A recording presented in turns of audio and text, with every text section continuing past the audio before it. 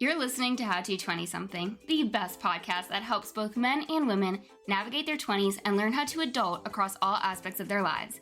We're going to focus on career, relationships, finances, fitness, nutrition, and all of the common challenges and obstacles a typical 20-something will face in this post-college life.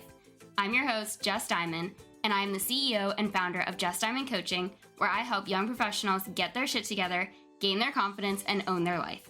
No one prepares you for this adulting world, so allow me to help you feel like you are no longer a chicken running around with its head cut off, and that you actually know what the hell is going on and what your next step to take is. Welcome to How to 20-something. Welcome back to another episode of How to 20-something, where today's topic is under the category of communication. But rather than helping you communicate effectively in the moment, which is what episode I think 3 or 4 is about, you gotta scroll way back, this episode is for when you've already said what needed to be said, in a way you feel proud of saying it, and still nothing happens. It goes right along with the saying, actions speak louder than words, where maybe in this conversation, the other person says they'll be different, they'll try harder, do more, and it's possible they do so at first, and then they go right back to what they were doing before, so nothing really changes. And trust me, I've had a fair share of these moments with both friends and ex-boyfriends. And it sucks because you're led to believe you've been clearly understood, your wants and needs are valued, and you cling to this hope that this other person will follow through. And when they don't, you're left feeling crushed, yet still hopeful they'll do something different in the future. So you have to decide for yourself, how much more of these broken promises are you willing to tolerate before you walk away? I guess when it comes down to helping you out with this episode, and what I'm really saying is, if you've already communicated and nothing changed, this is no longer a communication issue. It's a decision point. We're taught our whole lives, use your words. I mean, to be fair, that was mostly in regards to not hitting your sibling or classmate, but still, the message has been there. Words are powerful. They hold a lot of meaning, and when there is a mismatch in the words said to what's done about what was said, you're left with this feeling of heartbreak, maybe even resent. So you wait a little longer, see how things play out, hope things change, and bring it all up again. Does this cycle sound familiar? You communicate, you wait, you hope, you get disappointed, and then you try again.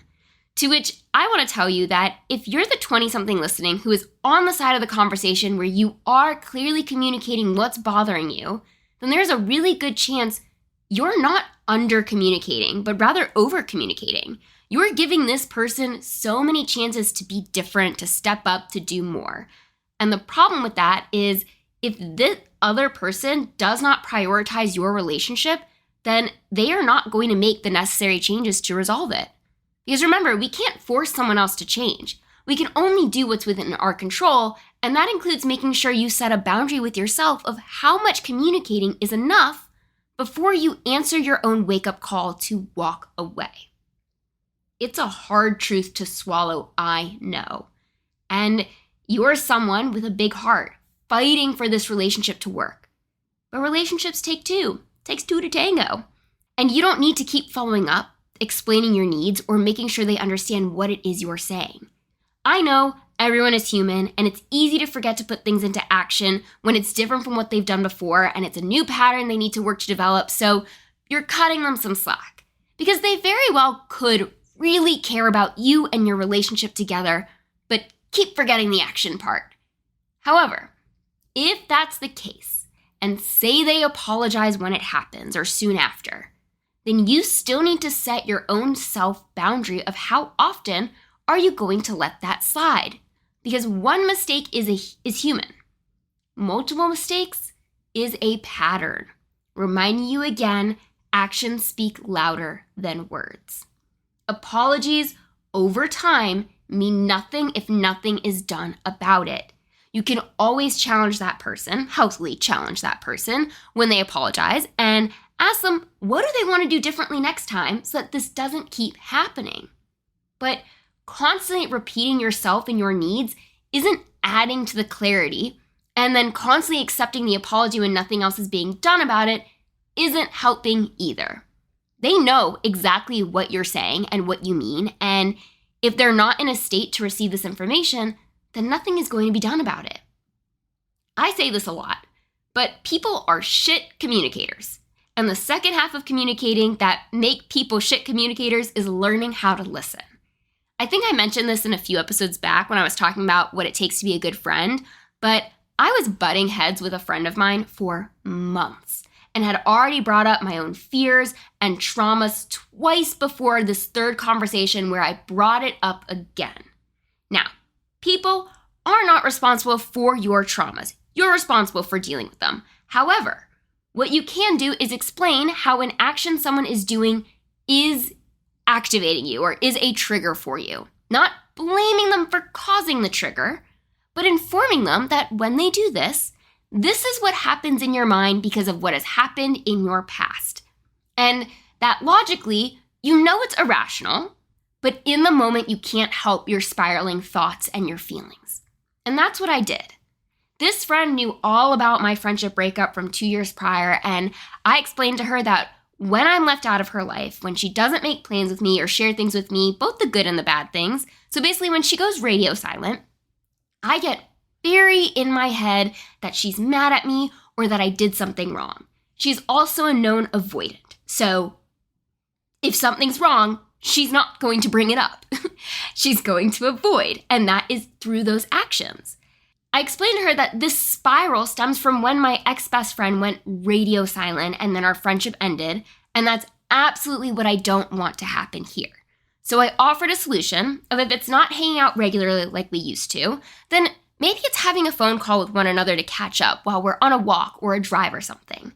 And that worked for all of 1 week. We had one phone call, and then it went right back to silence, where I would initiate other phone calls and she would say she was busy and never get back to me.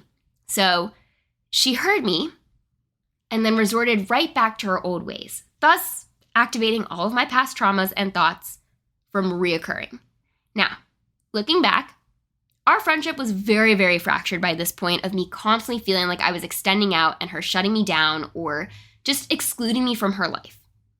My role in this, and I'm not justifying this at all, but because my traumas are heavily internalized, I was making her distance all about me instead of separating the two and asking about what's going on in her life and if she's stressed or something. That's probably what I wish I could have done differently, but it's also not something she ever communicated to me. So it's not something I knew to change if it was never communicated. I was doing my end of why I was making it all about me. She didn't do her end. And because you can't forget this crucial piece of information, people cannot read minds. If you've done your part and communicated, then great. However, it's important to remember that someone can hear you, validate you, agree with you, and still not change. It doesn't mean they don't understand. It means they made their decision, that their comfort is of a higher priority than yours or than you. And now it's time for you to make yours. Is this someone you want to keep in your life? What I had to accept in this friendship was that she wasn't a bad person. She just wasn't willing or able to meet me where I needed her to be. Now, I've also experienced the opposite, where I do communicate and it is well received, just to give you some of that proof that these kinds of people do exist. Because if you're like me, you've definitely had more run-ins with the people who don't communicate than the people who do, or the people who are receptive versus the people who aren't. Especially if you're anything like my situations, if you've been listening to this podcast from pretty much the beginning, I went from boyfriend to best friend with these same patterns of broken promises. So in my current relationship, this started to come up as an issue for me. Not that Ryan would ever make broken promises, but how his actions would have me arrive to the thoughts that it's going to be a broken promises. And this is in the example of he is notorious for waiting to buy tickets. Plane tickets, concert tickets, event tickets, whatever it is. If he needs to get a ticket to something, he's going to wait until the very last minute to get it. And I had to explain to him that my ex would always make broken promises, and that was in the form of verbally confirming he was going to something and then never buy a ticket and pull out last minute, or something would come up where he could no longer go. We would make plans for a trip or to go to a football game or something, and they would never end up happening. So when Ryan would wait to buy his tickets, I would get super, super anxious and not believe him that he's actually going to be there. He would respond back with saying, "Jess, when have I ever gone back on my word?" And I told him it doesn't matter. He's never gone back on his word. What matters is my past is creating my beliefs. And because he cares about me and not adding to my anxiety, he buys tickets when I inform him of an event I want him at, like my TEDx talk and the Meet the Speakers cocktail hour that was a few weeks ago, or plane tickets or concert tickets. The difference in these examples with my friend and my boyfriend is that my boyfriend took action based on what I said and continues to do so. My friend took action for a week and then went right back to what she was doing before because that suits her best. The latter is what this episode is designed for. I just wanted to give you the proof that the former also exists. Because I'm sure you've had your fair share of encounters where you have communicated and nothing changed. Or it temporarily changed. So you wait it out and then go to re-explain, hoping that this time it'll click. This time it'll be different. Because repeating yourself feels safer than accepting the demise of this relationship. Which is why you cling to the hope that things will change. And this is where you absolutely should not give an ultimatum, but rather shift to what's within your control without repeating yourself again and again. And this looks like changing your expectations of this relationship. Like if someone is always late to something, adjusting your expectations for them to finally arrive on time is going to help how you feel about their tardiness. You could create distance. Since this person does not care about you in the way you care about them, they need to be demoted to a circle further away from your inner one. And you could walk away entirely, understanding that this is not a relationship you want to have in your life, that you are worthy of something better. These are your boundaries. They're not fun, and I get that, because if you're anything like me, you're communicating what needs to be different because you care about this other person being in your life. And sometimes communicating just isn't the answer. Leaving is. It doesn't mean you didn't try. It doesn't mean you're a bad person or the other person is a bad person. It just means it's not a good fit. And you're finally listening to the reality of the situation. So whether they did change or didn't change, believe them.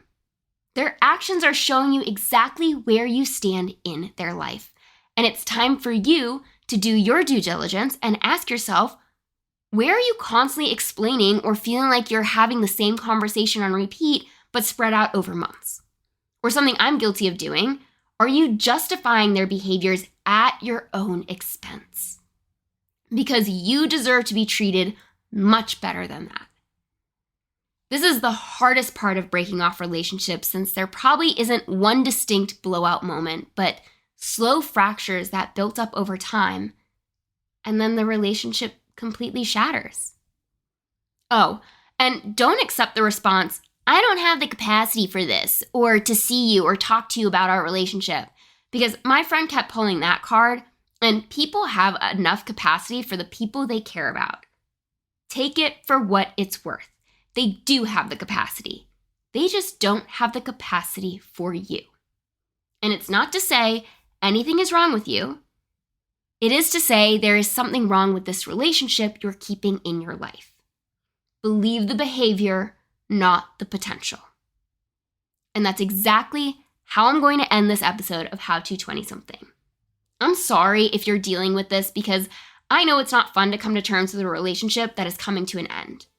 But if you liked what you heard, if you learned something new, if you felt like I really called you out here, or you know someone who is giving someone else in their life way too many chances, then please share this episode, post it to your story, send it to a friend. Just pretty please do something to help me reach all of the 20-somethings in the entire world navigating the most confusing decade of their lives.